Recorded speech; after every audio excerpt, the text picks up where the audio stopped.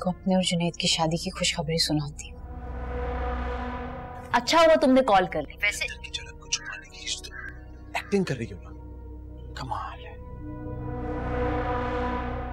जुनैद, तुम्हारी अजियत देखकर मेरे दिल को जो तसल्ली मिल रही है ना, कसम से। होगी तसल्ली। असल मजा तो तब आएगा जब तुम्हारी जगह अभी मेरे साथ तुरंत बंद कर होगी। औकात की बात की थी ना तुमने, तब तुम्हें अंदाजा होगा कि मेरे सामने तुम्हारी औकात क्या है।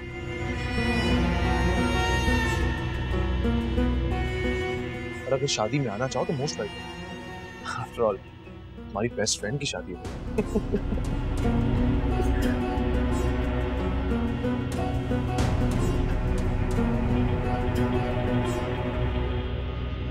जुनैद नीलम की तरफ क्या कर रहा है?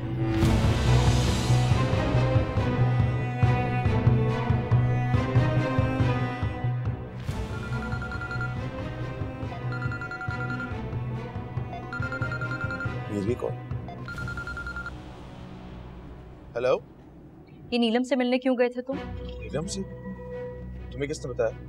मुझे नीलम ने खुद फोन करके तुम्हारी और उसकी सारी बातें कॉल पे सुनाई। क्या?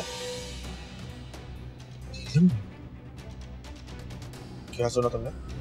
मुझे तुम्हारी और नीलम की बातें सुनने में कोई इंटरेस्ट नहीं था, इसलिए वो कॉल वही मैंने उसके मुंह पे काट दी। लेकिन तुम बात को बदलो मत। जो मैंने पूछा मुझे उसका जवाब दो। तुम वहां नीलम के पास क्या कर रहे थे? मजबूरी। नीलम से मिलने जाना, उससे जाके बात करना मेरी मजबूरी थी। झूठ बोल रहा हो ना जुनैद? मैं झूठ नहीं बोल रहा, सारी दुनिया से झूठ बोल सकता हूँ अभी, लेकिन तुमसे नहीं। तुम्हें यकीन नहीं आता ना, तुम्हारी कसम खाकर कहता हूँ। अतर भाई ने मुझे फोर्स किया था यार। वो तुम्हें क्यों मजबूर करेंगे? क्यों मजबूर करेंगे वो तुम्हें? वो तो खुद तुम्हें लेके मेरे साथ मेरे घर आए थे ना? हाँ आए थे तुम्हारे घर में। मैं समझाता हूँ तुम्हें।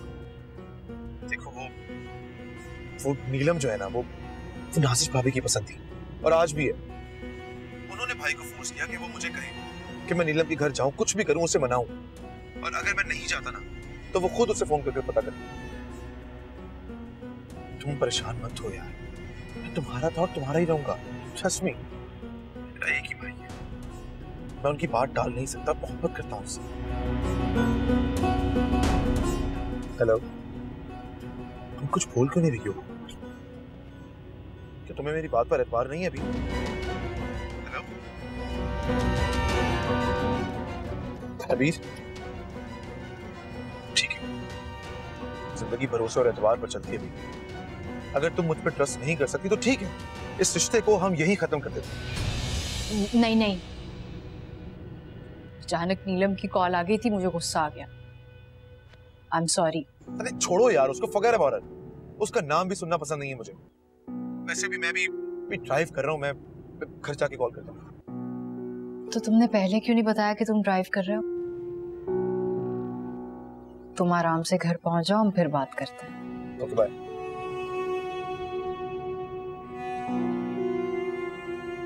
नीलम, इसको तो मैं ऐसा सबक सिखाऊंगा, याद रखेगी। बच्ची।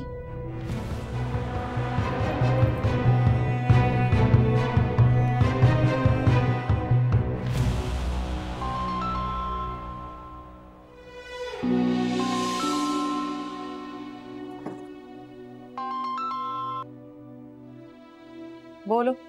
इस तरह की घटिया हरकतें करके अगर तुम्हें लगता है कि तुम मेरे और जुनैद के बीच में फूट डलवा दोगी तो ये तुम्हारी बहुत बड़ी गलतफहमी है नीलम।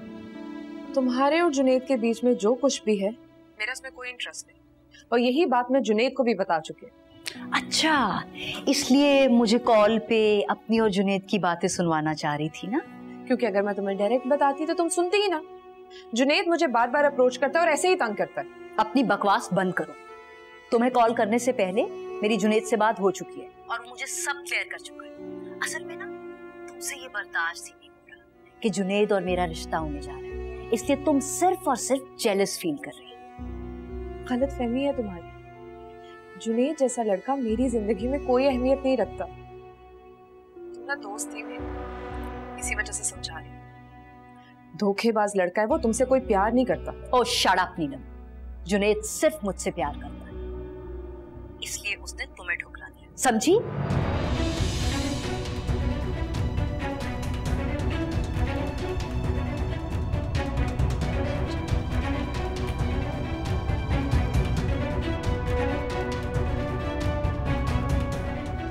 जुनैद जैसे लड़के को तुम अभी तक नहीं समझी।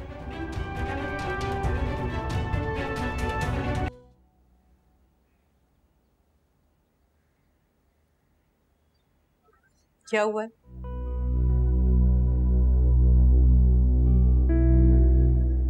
कुछ नहीं। तुम्हारा मुरझाया हुआ चेहरा देखकर अंदाजा हो रहा है कि जरूर कोई बात है। एक बार ज्वेलरी की दुकान पे एक बहुत खूबसूरत हार देखा था, दिल चाहा फौरन खरीदी, फिर सोचा जब दुल्हन बनूंगी तो वही हार पहनूंगी।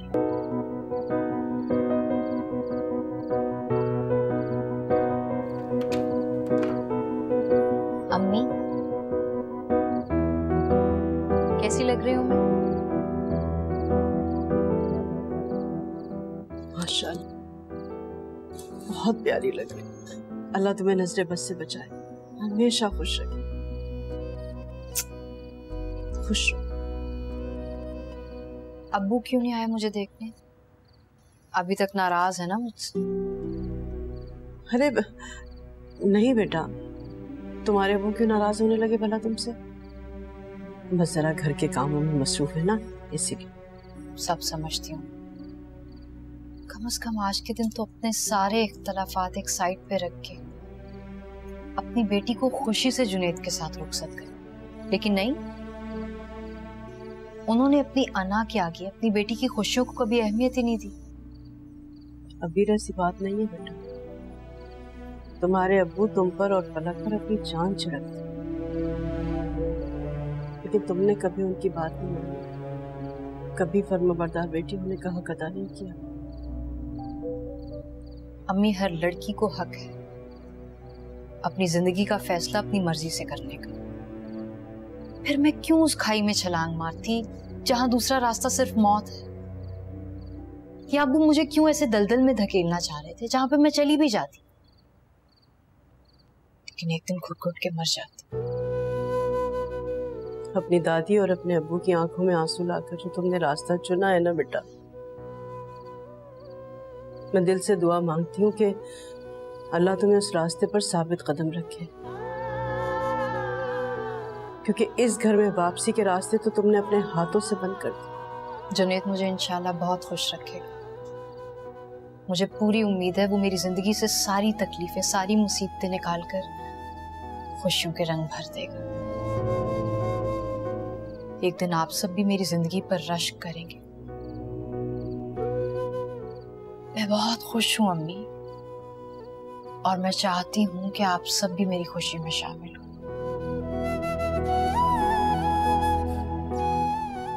खुश रखे, अल्लाह करे ऐसा ही।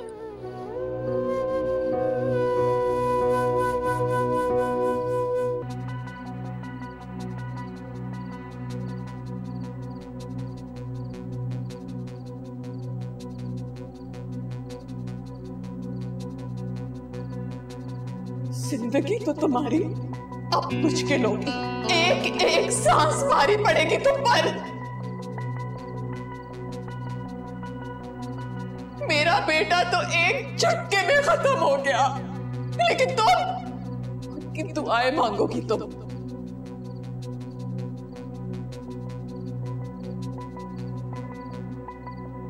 नसीब नहीं होगी तुम्हें।